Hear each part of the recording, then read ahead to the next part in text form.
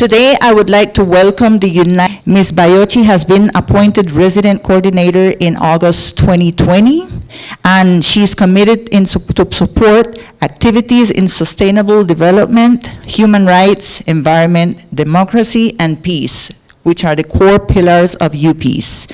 Let's welcome Allegra Baiocchi. She will be presented by Rector Rojas before, so please let Rector Rojas present Baiocchi. Ms. Baiocchi, sorry.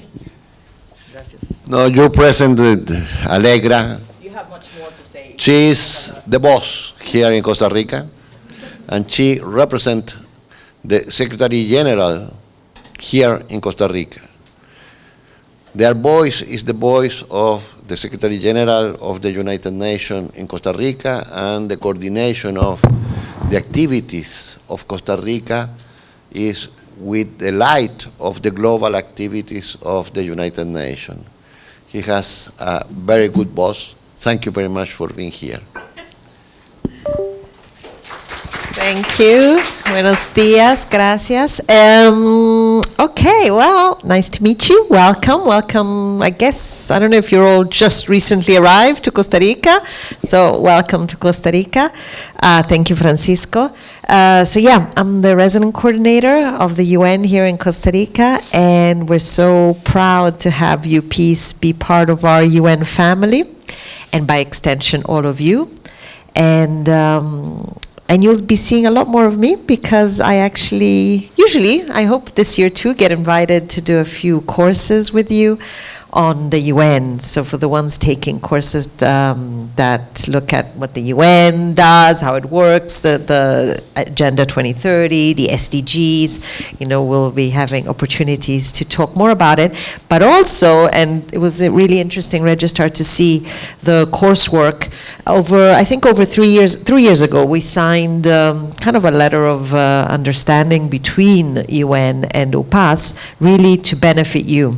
And so this is work that was done by your predecessors who were in the kind of student representation, I guess. I don't know if you've already named your student representative for this year.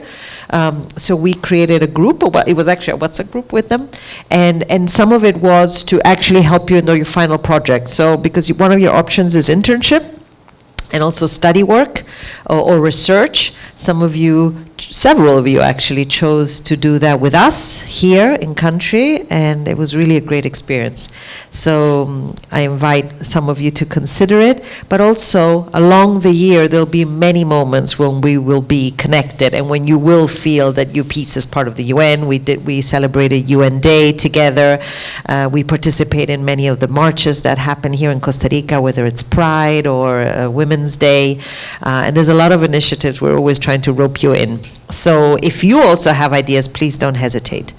Maybe just really a few words to say, I love seeing the diversity that is in this room. Yesterday, actually, I was with what I think is a junior version of you guys, which is the United World Colleges. I don't know if any of you know of United World Colleges. Okay, it's a system of colleges, actually, that has values that are very aligned with the UN, and one of the United World Colleges is actually here in Costa Rica. So I went to give a much longer talk to them, and equally, it's so incredible when you get into these rooms, which I have to say is not very often in Costa Rica, and you see such a diversity. And so I really hope this will be one of your great experiences from the time you'll pass here in Costa Rica, and engaging each other and learning from each other. So not only from us and our lectures, but really from all the experiences that you bring to the classroom. And also from that, taking away a lot of learning of what it means to be a global world, because that is the essence of the UN in the end, taking a lot of different member states with very different cultures, religions, priorities, goals, and objectives, and trying to make them work. And I know that recently we haven't been doing very well. And in fact, for the ones who are most interested, you'll be seeing that right now, in a few weeks, we're organizing the Summit for the Future, and I really encourage you, there's many ways you can follow it online, because this is actually what the Secretary General is betting on, basically realizing that, our multilateral system isn't working anymore, and we really need to recreated, and the future and the Summit for the Future is actually that. It's asking a lot of people. It's not only been a member state consultation, there's actually been a lot of civil society, a lot of open asking the world, how do you want to see the multilateral system? And I think one of the quotes I used from the Secretary General yesterday, that which I think also applies to you, is, we cannot have the system of today, a system that was built by our grandparents, work for our grandchildren. And so it's really this call to all of you, while you're here, while you're studying, to all really think that you can be part of the change. You're each, if you're here, first of all, if you've chosen this university, that means that already in you there is a dream, a vision to be a change maker, to be someone who has not only purpose but impact. So I'm sure you bring it already by just being here.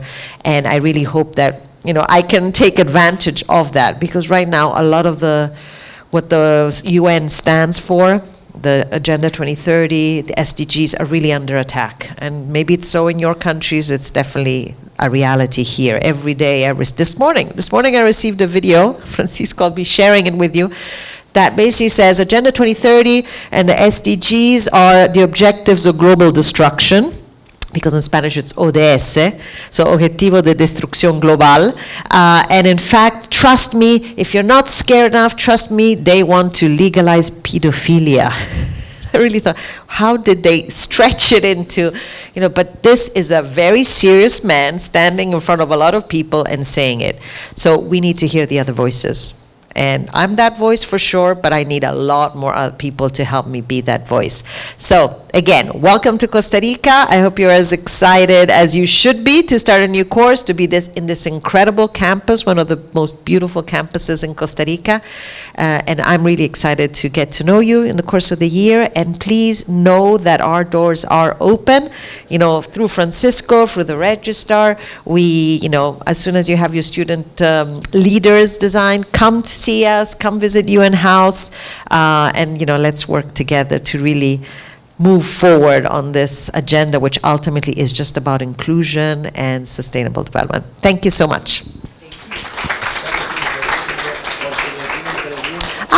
Claro, si tienen preguntas. Thank you. Any questions for... Or comments, doesn't have to be only questions. The agenda for them quickly to hear. Yeah, but when I do my lecture on the SDGs, they have a lot of questions. But yes. How do we get in contact to participate in the projects? Yeah.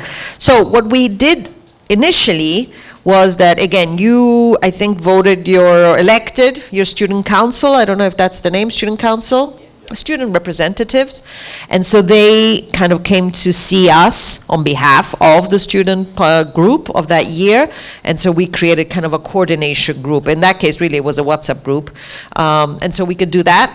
And as soon as you have your student representatives, we will be, and maybe we can share again kind of the MOU that was signed so that you are all aware of it. But given that you are at the beginning of the year, know that,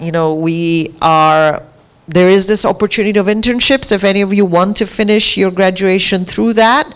And there's a lot of opportunities also during your coursework, for us to kind of help each other, because you guys will be researching and we always need, new ideas and new thinking, and especially young. So just yesterday, again, we've, a lot of the work we do here is around hate speech. You'll maybe hear about it or look it up or research it. And equally on what I was just saying on the Agenda 2030, we were just saying, it's not enough for me to stand and say, no, the Agenda 2030 is amazing, the SDGs are incredible, of course, this is the best thing ever.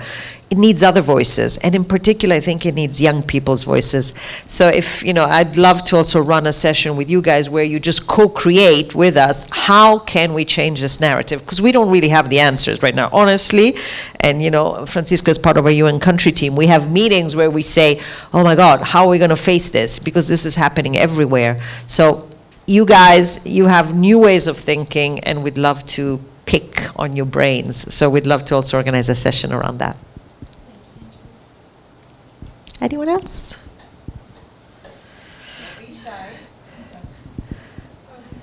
How does a typical day look like with the work you do? There's no typical day. That's the first thing, which I guess is a good thing.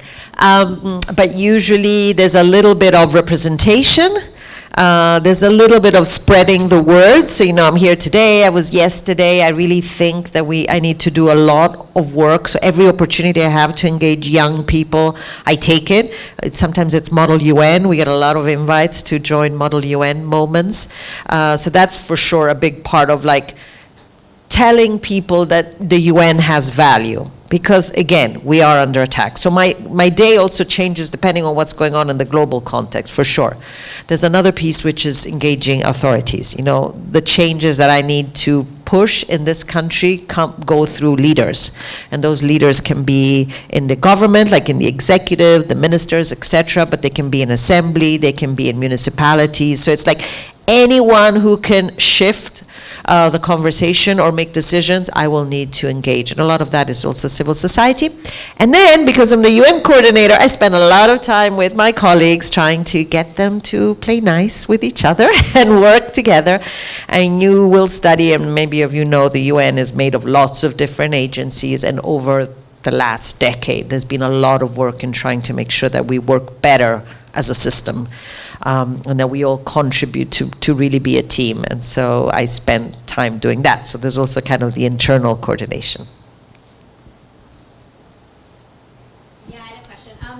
So I was just curious, in your opinion, what maybe trends in the discourse surrounding SDGs, or maybe even gaps in what's missing from that global conversation surrounding kind of Agenda 2030? Okay, honestly, I think the first thing is results, right? Because there was a promise made, it's a very ambitious promise, and I feel that sometimes we are also at fault because we're trying to get more action on it, but to try get more action, we actually have to say how much we're failing. And so that narrative is sticking, every time, only 15% of the indicators have been achieved, or only 25%, or we're not reaching the targets. People are starting to say, okay, maybe, this is not working. So that narrative, this is not working. The second, I think, is there's actually been a shift in global leadership. SDGs are just part of it. I mean, for women, gender, any democratic human rights issue, we're actually seeing a pushback. And if we look at this region at least, there's a lot of anti-democratic movements that are growing. There's a lot of leadership that is, if not dictatorial, populist, whose narratives are very different. So I think there is been a shift. Now the question is why, and I think you guys should be studying that. And there's been a lot of conversations of why do people vote some of the crazy people that we see in government today, and I'm sure in some of your countries too.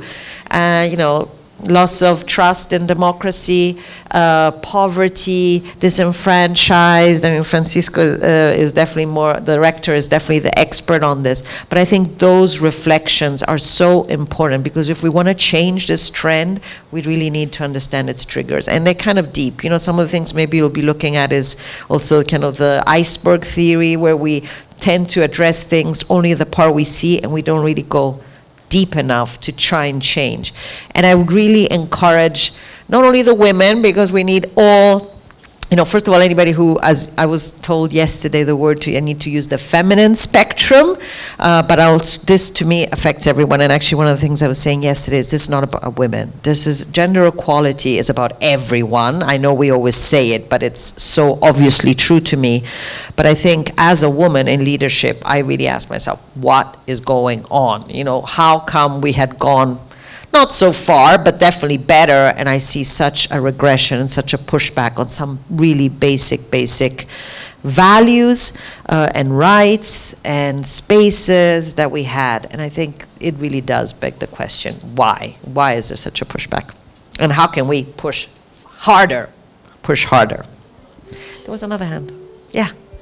I'm just curious to know, what are the other UN agencies with offices based in Costa Rica? I know there's a UNICEF here. Yes, there are, first of all, we have a web page that has all our news, so please go and look at it. It's UN Costa Rica, and on that web page there is all the photographs and the bios of all the representatives. Usually the way the UN works in any country, including here, is we create what's called a UN country team, because in every country we look a little different. So who do we have here? We definitely have UNICEF. We have UNHCR and IOM, because one of the things, big thing. Usually the UN makeup in a country is a reflection of the issues of that country, or at least, that's the way it should be. So because here we have such an issue around mobility and migration and huge refugee influxes. In fact, Costa Rica, I think last year was the fourth or fifth hosting country globally, and that's because of the Nicaraguan refugees, in relative terms, of course. So we have HCR and IOM. We have the WHO, which here has the Latino version, which is OPS, OMS. We have UPs. We have a specific center which works on criminal justice, ILANUD. We have ILO, ILO, the labor organization. And who else? Oh, UNESCO, of course. We have a big regional office of UNESCO. But we also have, even though agencies are, UNFPA, sorry, really important population studies, sexual and reproductive rights. It also is the agency that leads on Afro-descendant issues. We do a lot of work on indigenous people, so UNFPA tends to lead that. But even if we don't have a proper agency here, we also have colleagues working from UNEP, Environmental Agency, Drugs and Crime, DC, and of course, UNDP, that's a Freudian, no, UNDP, United Nations Development Program, that tends to be in every country. And just a follow-up question. Yeah. So with these offices, are they all programmatic offices, or are they like both fundraising and... No, they're all programmatic. Oh, they're programmatic. Yeah, we don't have fun. I mean, they fundraise, we all fundraise, and so actually some of you will meet UNICEF volunteers, I guess, in some of the malls. Last time I saw them in the airport as well. So they're fundraising, but they're not like UNICEF USA or, UNICEF, I don't know, Italy. No, because this is a programmatic country. So there is local fundraising, but it's essentially a program country. Very, very deep question, very refined question. Okay, one more. There's one more, and then, yeah, please.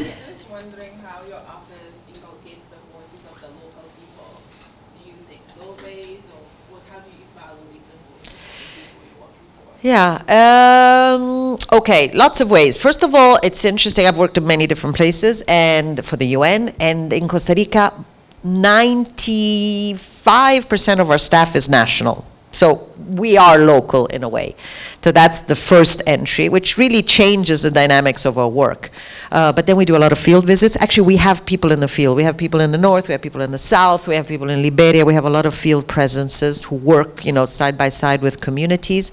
We do field trips where we actually always take the time to sit in communities where that it's, in an indigenous territory, or whether it's with the municipality or with refugees. So there's always, that's really become kind of a tradition in the UN for years to always sit in that place and listen. But we also have a lot of surveys, so please follow us on Twitter, where there's usually global surveys, like for example, Summit for the Future, or we'll be doing also local surveys, whether it's UN Costa Rica or some of the agencies also have a lot of kind of polling ways of engaging the community. And then there's obviously the civil society, whether it's the NGOs, like the more institutionalized ones.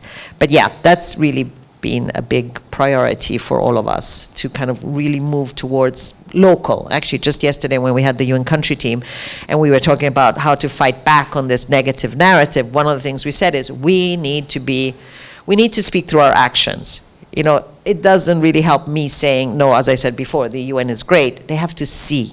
They have to see us. They have to see us helping. They have to see us working alongside them and supporting them. And I think that's, how we can, advance on our goals. So thank you for that question. I think we've run out of time, but again, this is not the last time you'll see me. So I really look forward to getting to know some of you better. And as I said, our doors are open. Emails, anything. And again, as soon as you have your student representatives, reach out to us and we'll organize a meeting. And then you're all welcome to visit our new UN house. Thank you so much. Thank you for the invitation.